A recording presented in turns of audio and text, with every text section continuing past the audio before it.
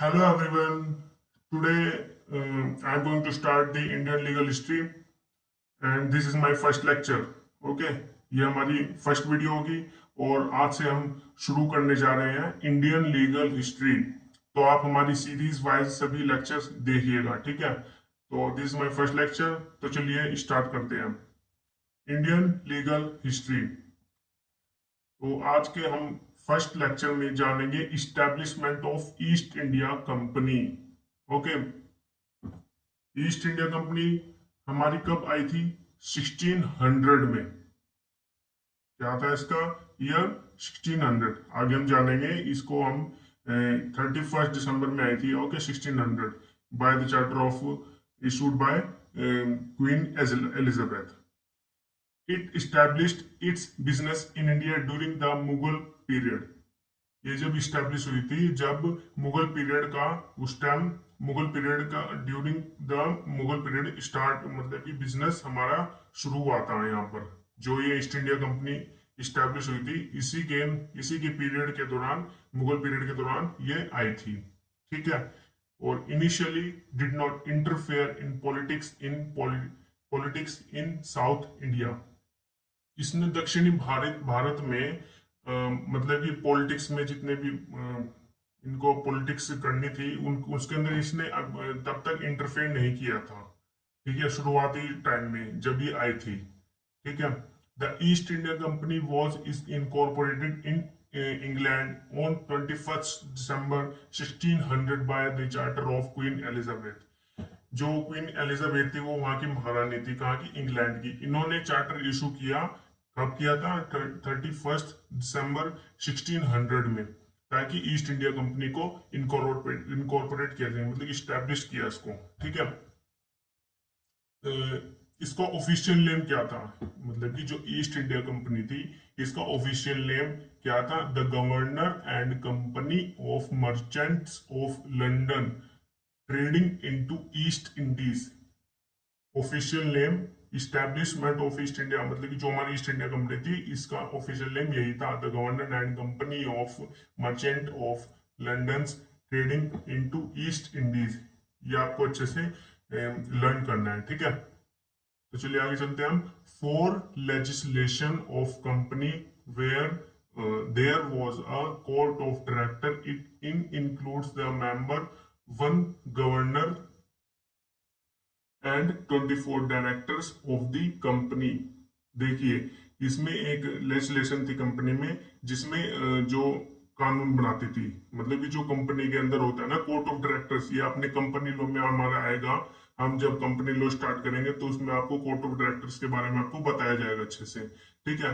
Company में court of directors होता है और इसमें जो मेंबर्स होते हैं वो होते हैं हमारे, एक तो हमारा गवर्नर था इसमें, जो हमारी ईस्ट इंडिया कंपनी थी, इसका जो कोर्ट ऑफ डायरेक्टर था इसमें, इसमें हमारे मेंबर थे, एक तो गवर्नर और हमारे 24 डायरेक्टर्स थे इसमें, ठीक है।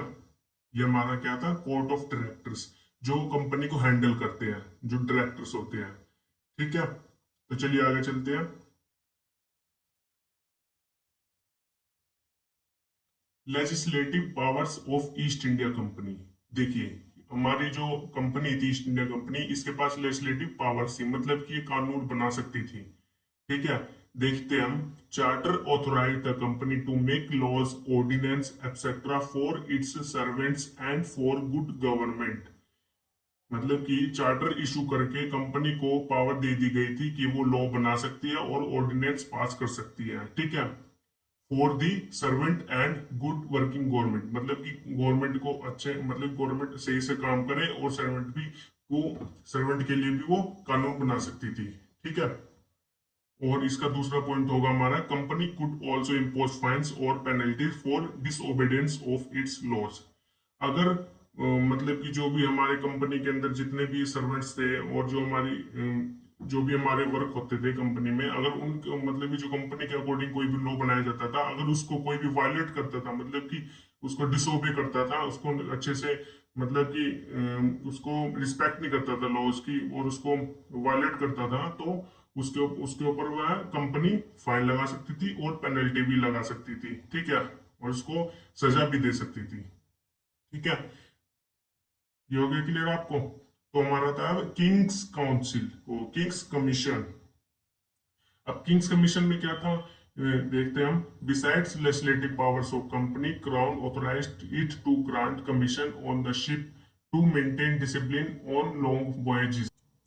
तो इसमें ये था कि कंपनी को पावर थी, लेजिस्लेटिव पावर थी, ठीक है।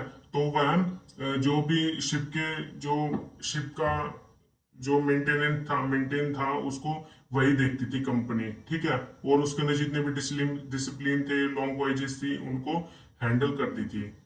Okay, in order to control the growing indiscipline of company servants, the crown authorized the company to issue commissions to the president and chief officers on the ships। मतलब कि अगर company में कोई भी servants, मतलब कि जो भी सर्वेंट्स थे कंपनी में, उनको इनडिसिप्लिन को कंट्रोल करना, मतलब डिसिप्लिन में करना, ठीक है।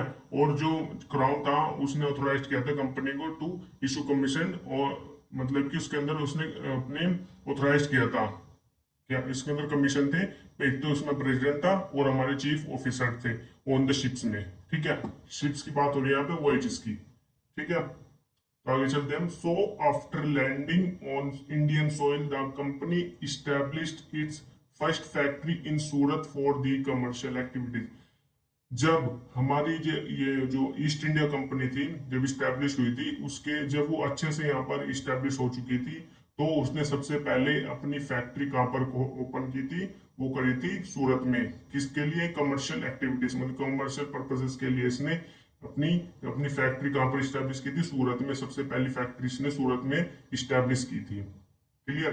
तो आज का हमारा ये लेक्चर यहीं पर कंक्लूड होता है। तो अपने नेक्स्ट लेक्चर में हम आने वाली जो भी हमारा सब्जेक्ट होगा उस पर डिस्कस करेंगे इंडियन लीगल हिस्ट्री में, ठीक है। तो अगर आपको हमारे ये चैनल, मतलब कि अगर आपको हमारी वीडियो अच्छी लगी है तो आप हमारे वीडियो को सब्सक्राइब करें, और आने वाली सभी इंडियन लीगल हिस्ट्री की सभी वीडियोस आप देख सकते हैं। और बेल आइकन को जरूर प्रेस कर दीजिएगा, जिससे कि आपको नोटिफिकेशन साथ के साथ मिलता रहे।